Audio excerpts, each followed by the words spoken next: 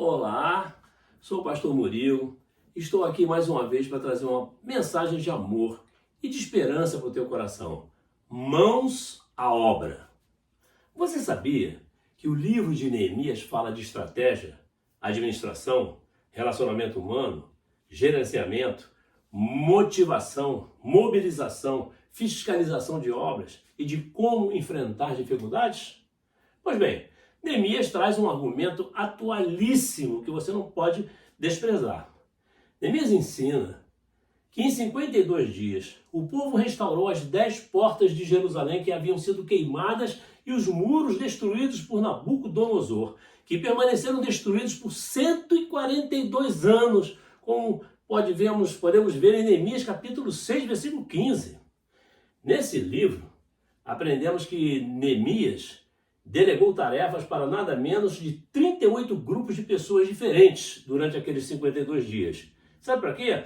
Para tirar Jerusalém do grande opróbrio que significava imensa desonra pública, degradação social, vergonha e vexame para Israel.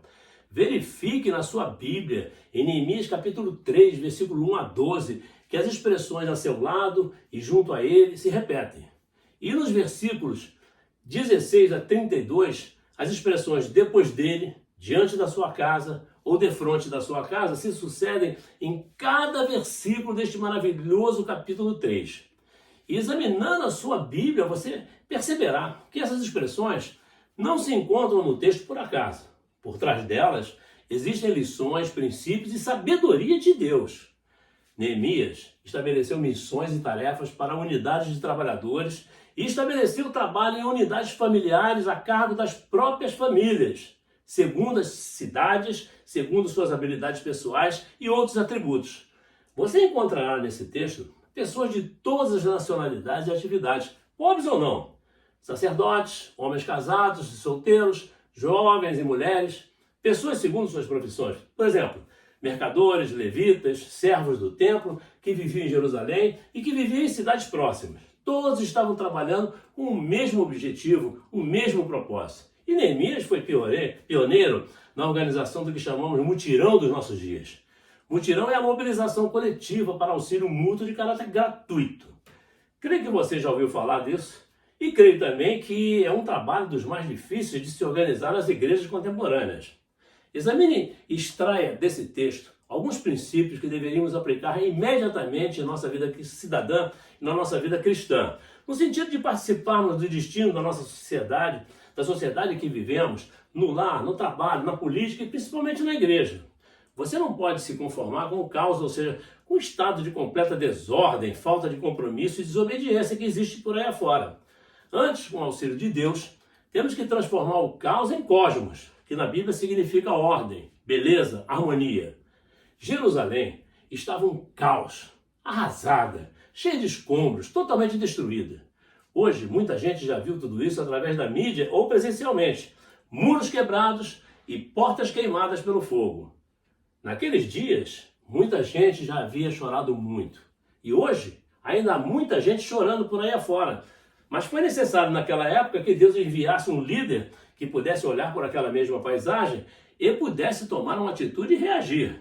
Israel não poderia continuar naquela mesma situação que se prolongava mais de 142 anos.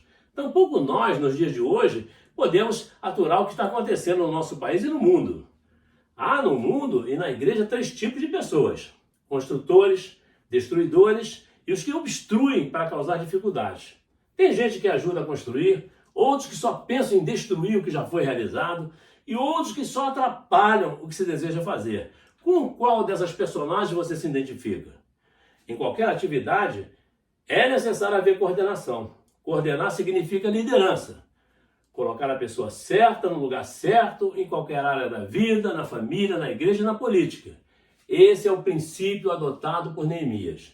Colocar pessoas junto a ele, ao lado dele, defronte da sua casa, depois dele. Neemias teve o cuidado de designar as pessoas certas para as tarefas certas. Ele sabia exatamente onde cada pessoa devia estar e o que devia fazer, onde e como fazer. Ele designou pessoas de fora para reparar o muro onde não havia gente morando. Não haveria sentido designar também de fora, ou alguém de fora, para reparar o muro onde habitavam as pessoas da cidade. Uns faziam reparos, outros reguiam os muros desde os alicerces. Tudo isso se deveu à liderança de Neemias, um homem que ouviu a voz de Deus e a colocou em prática. A palavra de Deus nos ensina a trabalhar em harmonia com os demais.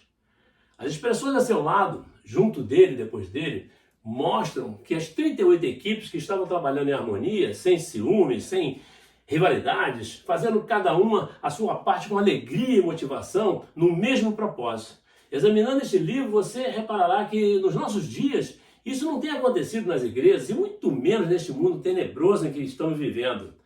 Neemias, meu irmão, minha irmã, teve uma visão empresarial sobrenatural de alta produtividade, como aprendemos em Neemias capítulo 3, versículo 23 a 30, onde encontramos a expressão defronte da sua casa, indicando que os trabalhadores reparavam os muros e as portas queimadas, sempre as que estavam mais perto de suas casas. Por quê? Para otimização do trabalho, economia de tempo, de energia humana e segurança. Todos trabalhando no mesmo espírito para o mesmo objetivo. Nos nossos dias, temos que trabalhar em equipe, a começar nas serranias da nossa casa. Somos o corpo de Cristo.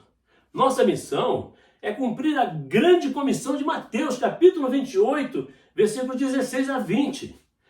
Cada qual deve trabalhar determinadamente para o crescimento da obra do Senhor.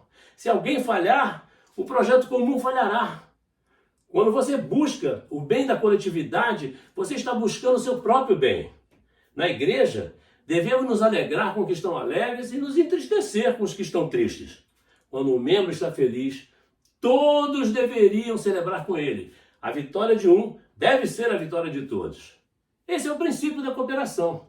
Se você deseja que todos trabalhem, não deixe ninguém de fora.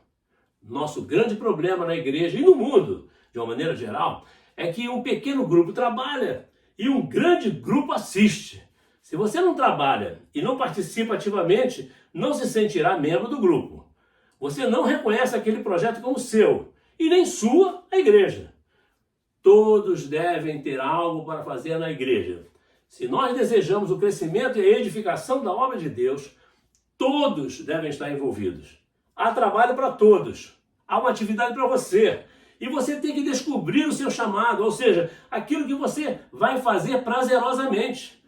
Você, meu irmão, você, minha irmã, é um membro importante na sua igreja e fundamental na obra de Deus. Os líderes devem dar o exemplo abraçando a liderança e colocando mãos à obra. Aprendemos nessa passagem bíblica que é fundamental que os membros dos propósitos de Deus estejam completos e harmonicamente envolvidos. Há um projeto a ser levado avante e o líder tem que estar à frente e ser o maior motivador do grupo. A liderança necessita se mobilizar para ser modelo e estar à frente, como aprendemos no livro de Neemias. O líder não pode se omitir, tem que motivar seus liderados, inclusive os de fora. Chame cada um pelo nome. Bem, nosso bate-papo de hoje é um chamamento à responsabilidade e à fidelidade de todos. Não se deixe contaminar com a maldade que está ao seu redor.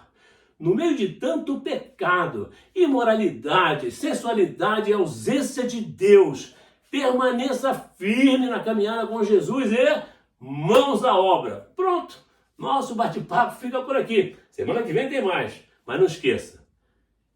Pastor Murilo e a pastora Marília Coutinho amam você, amém? Que Deus abençoe e te dê uma excelente semana.